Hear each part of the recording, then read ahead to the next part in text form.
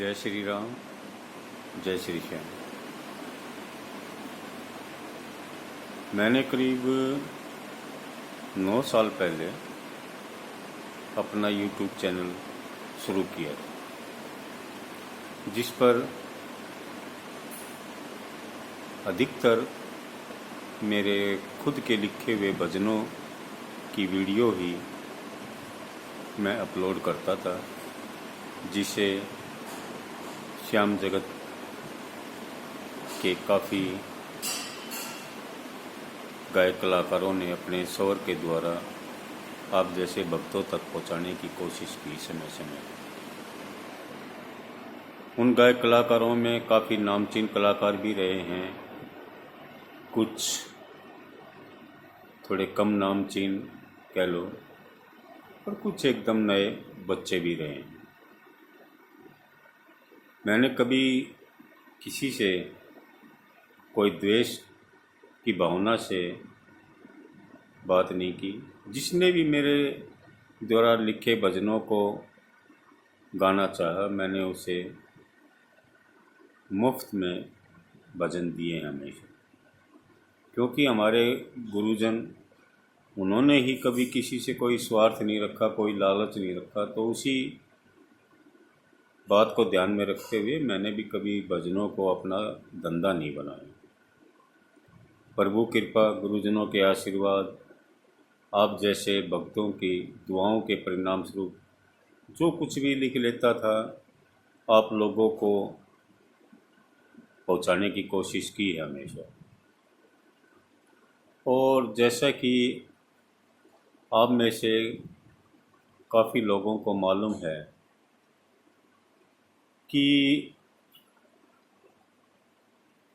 जून 2008 से मेरा खाटू श्याम जी सालासर हर महीने जाने का प्रोग्राम बनता रहा, जिसमें आप लोगों का हमेशा सहयोग रहा। और सच पूछो तो आप लोगों की बदौलत ही मेरा हर महीने खाटू श्याम जी सालासर जाने का प्रोग्राम बनता था।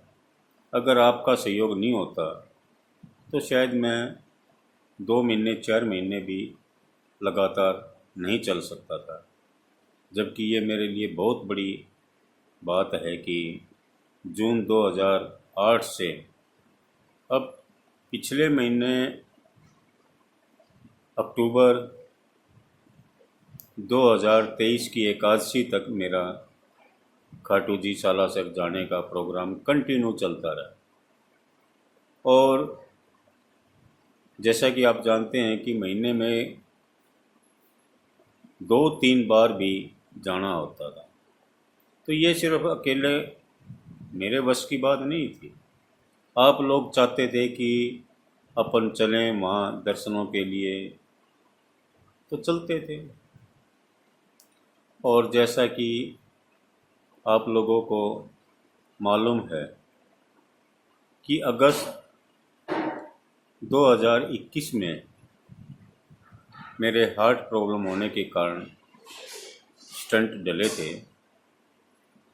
उसके बाद भी करीब करीब मेरा कंटिन्यू जाना रहा। कोरोना काल के दौरान जब जब मंदिर बंद हुए, अगर उस समय को छोड़ दें तो जून 2008 से अक्टूबर 2023 तक कंटिन्यू खाटू श्याम जी सालासर रानी सती जाना रहा, और महीने में 2-3 बार। अब पिछले साल अक्टूबर 2023 की एकादशी को अचानक मुझे महसूस हुआ कि मेरा शरीर अब मेरा साथ नहीं दे रहा। उस दिन खाटू श्याम जी सांवरिया सदन भिवानी वाली धर्मशाला में बैठे बैठे मेरे को काफ़ी पीड़ा हुई, दर्द हुआ, या ये कह लीजिए कि मेरा शरीर मुझे कहने लगा कि नहीं, अब नहीं। और सांवरिया सरकार से भी सिर्फ यही प्रार्थना की थी कि जितने दिन तेरी रजा है उतने दिन हमें ये मज़ा मिलना चाहिए। कभी नहीं कहा कि हम तेरे भक्त हैं, तेरी भक्ति में है, ये है वो है ना। क्योंकि मेरा व्यक्तिगत मानना है कि भक्त तो तुलसीदास, मीरा, रसखान और नरसिंह जैसे हुए हैं। हम तो प्रभु कृपा से प्रभु की कृपा का मजा लेने के लिए जाते हैं। मेरी व्यक्तिगत राय, आप सहमत हो या न हो कोई बात नहीं। मैंने एक भजन में लिखा भी था, कृपा हो जाए तेरी विनती हमारी है, भगतों में तेरे नहीं गिनती हमारी है। कहता ना झूठ जालान, चाहे तू बिसारे रे। ये मन की बात है, क्योंकि भक्ति के घर तो कहते हैं बहुत दूर हैं। खुद भगवान भी यही कहता है कि मेरी कृपा का आनंद लो, मुझे साक्षात देखने की इच्छा मत रखो। क्योंकि जिसने भी साक्षात प्रभु के दर्शन किए वो उसके बाद तो इस धरती पर आए नहीं, उसका तो सीधा एक किस्म से प्रभु के चरणों में निवास स्थान हो गया। तो जैसा कि मैं कह रहा था कि अक्टूबर 2023 की एकादशी को अचानक एहसास हुआ कि मैं अब कंटिन्यू इस यात्रा को सुचारू नहीं रख सकता। तो मैंने उस दिन सावरिया सदन भिवानी वाली धर्मशाला में खाटू श्याम जी में कीर्तन के दौरान ये कहना पड़ा था, या ये कह लीजिए कि दिल से ये कहा गया मेरे द्वारा कि अब मेरे लिए आगे खाटू श्याम जी सालासर आना संभव नहीं होगा। और वही हुआ। अक्टूबर 2023 के बाद से मेरा जाना संभव नहीं हुआ। शरीर दिन प्रतिदिन मेरे को परेशान करने, और आखिर स्थिति तो ये हो गई थी कि मेरे लिए फरवरी में मेरे जीने की तमन्ना ही ख़त्म हो गई थी एक किस्म से। लेकिन बेटे, रिश्तेदारों और आप जैसों के सहयोग और दुआओं की बदौलत मेरे को फरवरी में मेदांता हॉस्पिटल गुरुग्राम जाना पड़ा, और वहाँ प्रभु कृपा से मेरे फेस में कट डला, जिसकी वजह से आज मैं आप लोगों के बीच हूँ। लेकिन सच्चाई ये भी है कि अब सिर्फ आराम ही करता हूँ, कोई काम और धाम। वैसे तो हरियाणवी में काम, एक कहावत है, काम धाम न होना, मतलब कोई भी किसी प्रकार का काम न करना। लेकिन यहाँ काम और धाम से अभिप्राय ना तो कुछ करने के लिए मेरे पास काम है, क्योंकि बेटे ने भी साफ कह दिया, पापा आप आराम करो। और ना ही खाटू धाम और सालासर धाम जाने का अब हौसला रहता है, क्योंकि शरीर नहीं है। अब थोड़ा थोड़ा धीरे धीरे चलने लायक हुआ हूँ। शाम को 8 बजे के बाद अपने शहर भिवानी हरियाणा में घंटाघर, जहाँ मेरा पिछले 40 सालों से अपने दोस्तों के साथ एक चाय की दुकान पर बैठने का प्रोग्राम रहता है 1 घंटा करीब, वो ज़रूर अटेंड कर लेता हूँ। अब धीरे धीरे चल के चला जाता हूँ, वापसी में वो घर छोड़ दे। फिर अचानक एक दिन ख्याल आया कि सारा दिन मैं घर पे रहता, कहीं जाने लायक नहीं, ना जा सकता, और अब गर्मी में तो और ज़्यादा बुरा हाल। सुबह 8 बजे से रात के 8 बजे तक प्योर घर पे ही आराम पूरा। तो एक दिन ख्याल आया कि क्यों ना कुछ ऐसा मैं करने की कोशिश करूं, ताकि मेरे बाद भी मुझे कुछ लोग तो याद करें, सारी दुनिया न से।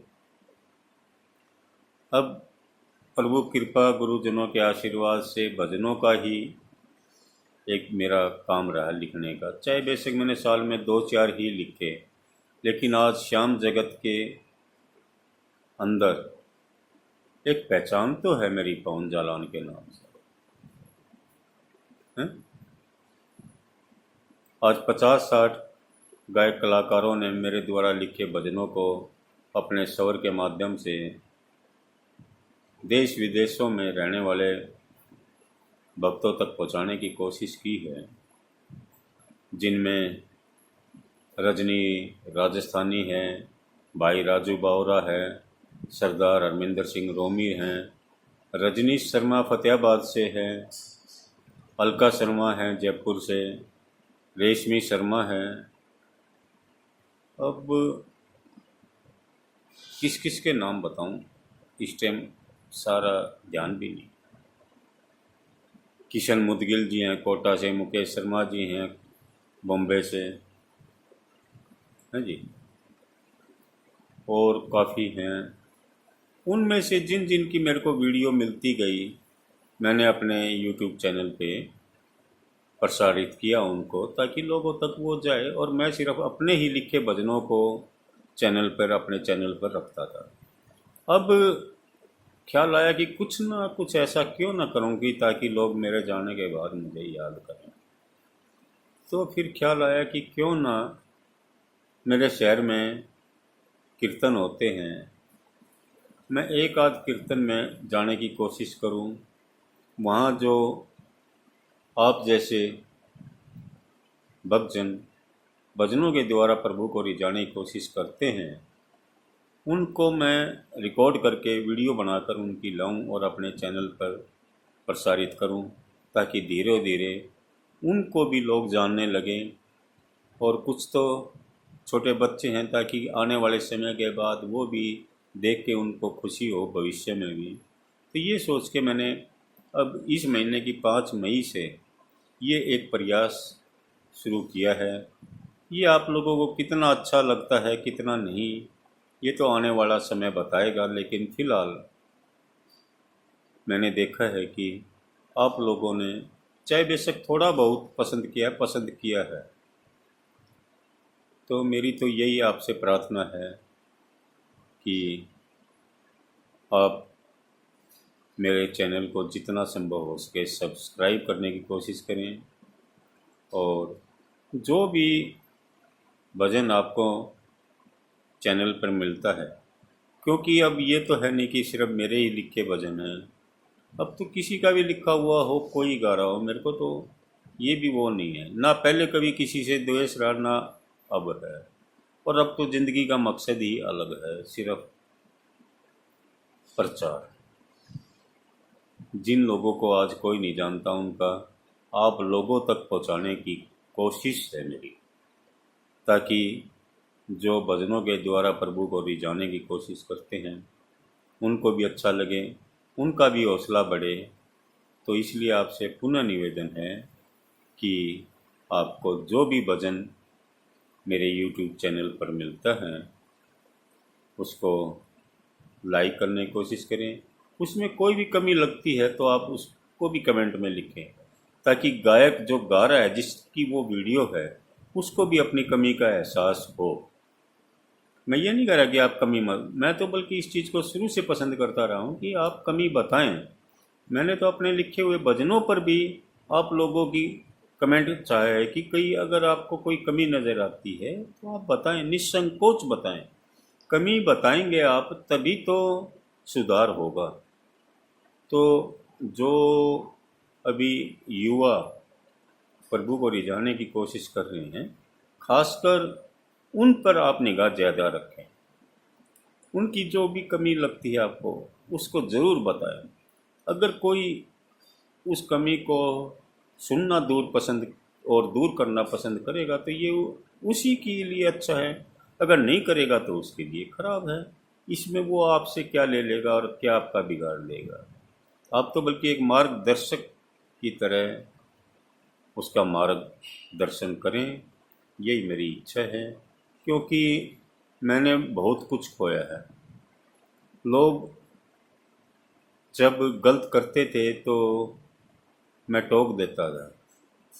तो एक दिन गुरुजी गजय सिंह जी, जिनको मैं गुरुदेव श्री कहता हूँ क्योंकि वो मेरे गुरुजी स्वर्गीय श्री कृष्ण सिंह जी तंवर साहब के बड़े गुरु भाई रहे हैं, वे भी आज स्वर्गवासी हो चुके गजय सिंह जी। तो स्वर्गीय गजय सिंह जी ने मेरे को एक दो बार कहा, बोला पवन, जो बेशक तुम्हारे भजनों से छेड़छाड़ करते हैं और चाहे औरों के, उनको यार तू टोका मत कर, क्योंकि टोके हैं वो आपको बुरा समझेंगे, तुझे बुरा समझेंगे, तेरे से कन्नी काटेंगे, तेरे लिखे हुए भजनों को गाना पसंद नहीं करेंगे, ना गाएंगे। मैं कोई बात नहीं गुरुजी, ना गाएं, लेकिन कलम का एक सम्मान होता है। वो कलम जिससे एक भजन लेखक भजन लिखता है उसका एक सम्मान होता है, उन भजनों का एक सम्मान होता है। वो सम्मान तो होना चाहिए, लेकिन वही बात खोया है। जिन लोगों ने मेरे लिखे भजनों को गाया, जब उन्होंने गलत गाया तो मैंने उनको टोका। तो वही बात हुई जो गुरुजी ने कहा था कि वो मेरे से कटने लगे। कोई नहीं, कट लो, क्या फ़र्क पड़ता है। लेकिन अब मेरे पास खोने के लिए कुछ है ही नहीं, तो इसलिए टोकना भी नहीं चाहता किसी को। जो जैसा करेगा लोग उसको वैसा ही पसंद करेंगे, बस इतना ही कहना चाहता हूँ। अब आलू सिंह जी का और श्याम बहादुर सिंह जी के लोग किस्से तो सुनाते हैं, बड़ी हंसी आती है जब कीर्तन में 16 साल का 16 ईयर ओल्ड एक नया बच्चा भजन के बीच में कीर्तन में मौजूद 60 ईयर्स 60 साल के बैठे हुए बुजुर्गों को ज्ञान की बात बताता है, तो बड़ी हंसी आती है कि बेटा, जितनी तेरी उम्र है उससे कई गुना साल तो इन लोगों ने खाटू श्याम जी जाते बिता दिए। तुम इनको क्या ज्ञान की बात, ज्ञान तो तुम लो इनसे अगर संभव है तो। अब वे कई बार बच्चे कहते हैं भावना में भाव हो तो भाव से, अरे भावना पहले तुम अपने भजनों में प्रकट करो बेटा। भावहीन और अपभ्रंश भजनों को गाना छोड़ो जब किसी को कुछ कहने लायक हो। आलू सिंह जी, श्याम बहादुर और नंद किशोर नंदू भैया जी और शंकर चौधरी, इन्होंने कभी भजनों के टुकड़े लगा लगा कर टाइम पास नहीं किया। तो आप भी सीखो कुछ, बस इतना ही कहना चाहूँगा अंत में। जय श्री श्याम, जय श्री राम। कोई गलती हो मुझे माफ़ करें। धन्यवाद।